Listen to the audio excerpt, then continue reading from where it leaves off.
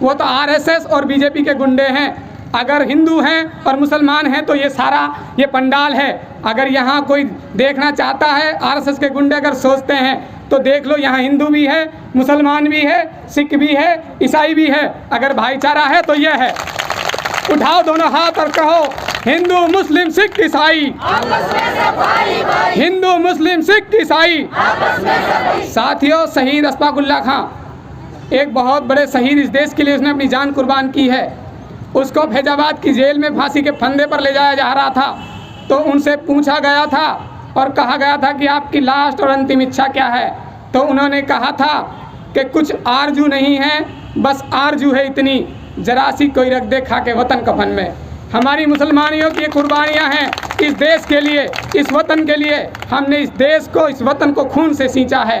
और आज ये आरएसएस, ये बीजेपी वाले कहते हैं कि इन मुसलमानों को ये गद्दार हैं, पाकिस्तानी हैं, खालिस्तानी हैं। हम यहाँ बाय चॉइस हैं, बाय चांस नहीं हैं। हम अपनी चॉइस पे से यहाँ ये वतन, ये देश चुना था, ये देश हमारा है। आज जहर फैलाया जा रहा है, उसके खिलाफ ये सद्भावना सम्मेलन किया जा रहा है।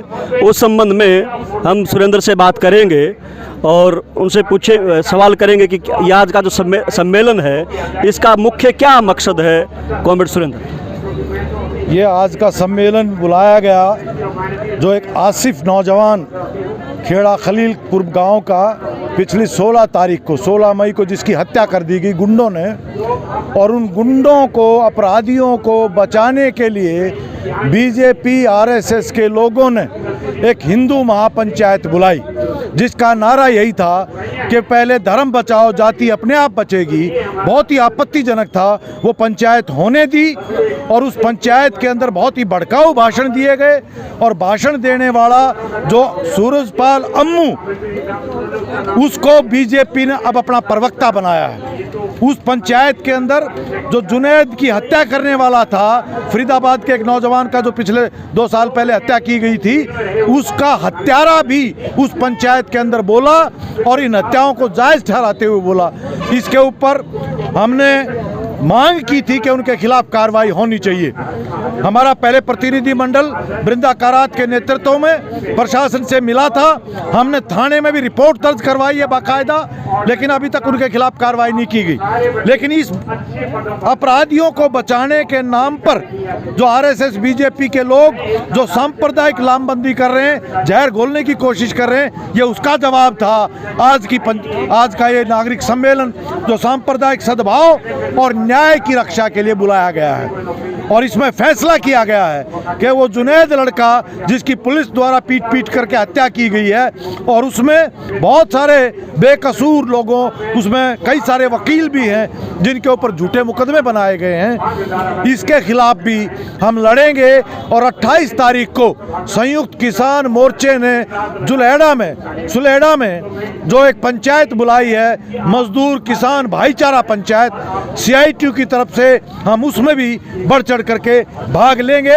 और मेवात के अंदर इनकी ये जो साजिश है हमारी एकता को तोड़ने की, उसको हम कामयाब नहीं होने देंगे। ये जो आज आपने 3 सवाल उठाए हैं प्रमुख रूप से, आपको क्या लगता है कि सरकार की तरफ से इस पे कार्रवाई होएगी? अगर नहीं होती है तो आगामी सम्मेलन का आपने एक हवाला दिया है 28 जून के सम्मेलन का, उसके बाद आपकी क्या रणनीति रहेगी? ये सरकार, इससे हमें उम्मीद नहीं है। ये संविधान की शपथ खा करके जो आए थे, आज उसी संविधान के ऊपर हमला बोल रही है। लेकिन आज इस सरकार का चेहरा लोगों के सामने बेनकाब हो चुका है। ये किसान विरोधी है, ये मजदूर विरोधी है, ये देशद्रोही लोग हैं जो हिंदुत्व के नाम के ऊपर इस देश को बांटना चाहते हैं। किसान और मजदूरों का आंदोलन मिल करके इसकी सरकार की आज अगर ये जिस तरह से गुंडों का संरक्षण दे रही है, इस सब को लोग जान चुके हैं, जाग चुके हैं। और ये कार्रवाई अगर नहीं होगी तो हम ये भी बताना चाहते हैं कि ये इनके पतन का कारण बनेगा। धन्यवाद सुरेंद्र जी आपका।